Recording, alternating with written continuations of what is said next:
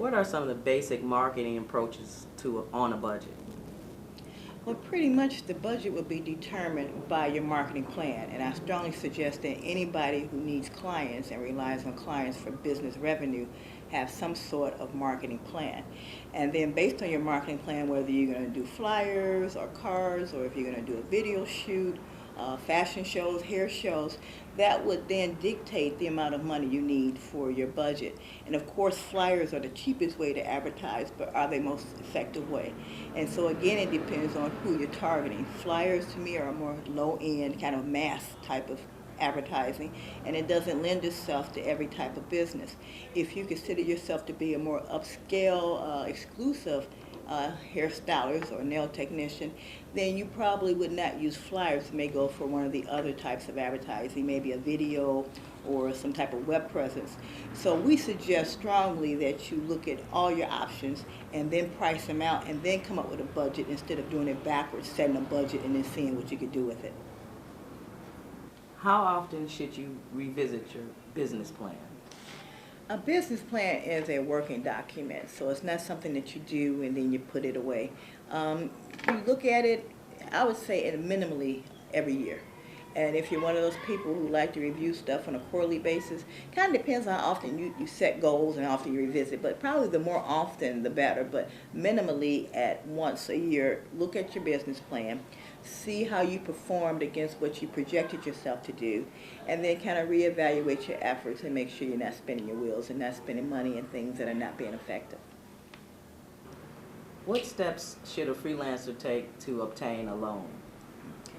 A freelancer, I'm assuming, would need something we call a micro loan, and that's usually a loan under $50,000, and it's for usually people who are one shop, two shop businesses, so very small businesses. Those loans, depending on, again, if the person is right out of school, they wouldn't have any history of what they've done as far as revenues from their trade. And so that loan would be pretty much based on their projections and their personal credit score. Someone who's been in the business for a while, who has been keeping excellent records and can show that every year the business has grown and they're making a profit, well, the lender won't look so much now at their personal credit history or other sources of income, but will look at what they've proven they've done in the last few years. And then the more seasoned borrower, and we're probably talking about who may be borrowing more money and maybe even thinking about going into their own salon, so we're talking a larger loan, they would need a full-scale business plan showing what they've done the last 3 years as far as their business income. They would need projections out for at least the next 3 years showing what they project to do after they get the loan. They would look at their personal income, if they had other income, but most of it would fall on what the business is capable of doing. They like to look at those as pure business loans. One thing I want to keep in mind, regardless if you're borrowing this money as an individual or a business, your personal credit score is going to be very key. So a lot of people think that once they incorporate, they're going to get away from any blemishes on their personal credit score, and that is not true. So you definitely need to keep that credit score really, really up. And if you're working on it, if you plan on borrowing in 3 years, start working on it now. Another thing that becomes key is your tax records. As independent contractors, we're responsible for keeping track of our income and paying our taxes. It's very, very easy and probably very encouraging from some standpoints not to report all income. And what that does is down the line when you get ready to borrow money, if you're truly doing $100,000 a year, but you're only paying taxes on 50, well, when you get to the bank and you tell the banker, oh, I've been doing $100,000 a year for the last 3 years, well, he wants to see tax records. Well, now all of a sudden your tax records are showing less income.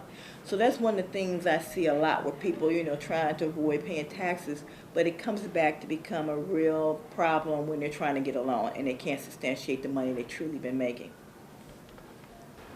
What are some things that you can do to improve your credit score? Pretty much, first thing I tell people, find out what your credit score is and get a copy of your credit report and look at it. Make sure it's accurate.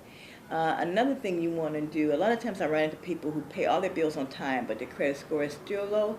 And what's happened is that they're at their maximum available credit. And that means like if they have $1,000 available on a credit card, they're always at $9.99.99, meaning they pay it down, they go out and buy it, they pay it down, and so that's not good. Creditors want to see you have a little leeway. They don't want to see that you're hungry for credit or that you're living off of your credit cards. And so probably the one single thing you could do that would have the biggest impact would be to pay them down. You know, if you have a total available credit of $1,000, bring it down to 50%. If you can get it down to 500, that will boost your credit. And then also, if there's anything on your credit report that's not accurate, write a letter, get it off. If you can test anything on your credit report, the creditor has so long to come back and prove it. If they can't do that in that time allotted, it's off your credit. So a lot of times what happens if you owe one person and they sell it to somebody else and they sell it to somebody else, well, all three of these are showing up on your credit report, but it's the same debt. And so you just have to write a letter saying, I've paid this creditor, get these other things off. Or if you haven't paid the creditor, you still only want it on there one time. You don't want the same thing reported 3 times.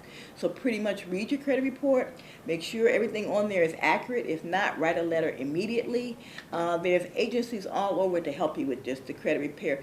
Do not pay anybody to improve your credit. Okay? A lot of times what they're doing is the same thing that you could do, writing letters and following the letter of the law, or they're doing something that's not legal, and you want to avoid that. So I'm not a big proponent of paying anybody to do what you could do yourself, and I would just tell you to seek out agencies who do this, not-for-profit credit repair agencies in your own city.